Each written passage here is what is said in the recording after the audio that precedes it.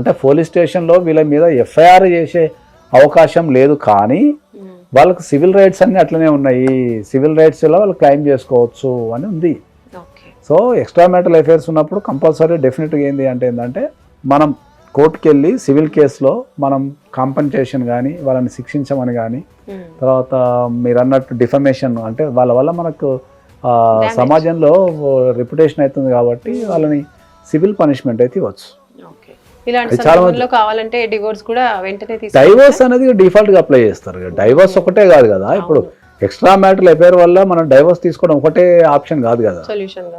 Okay, దాంతో పాటు ఆ వ్యక్తికి మనం బుద్ధి చెప్పడము, లేకపోతే ఆ వ్యక్తిని శిక్షించడము, ఇట్లాంటివన్నీ జరగాలి. కాబట్టి అది డెఫినెట్లీ మనం డైవర్స్ అనేది ఎక్స్ట్రా మ్యారిటల్ అఫైర్స్ లో డైవర్స్ డిఫాల్ట్ గా వస్తుంది. దాంతో పాటు మనం సివిల్ రెమెడీస్ కూడా మనం అప్లై చేసుకోవచ్చు డెఫినెట్లీ.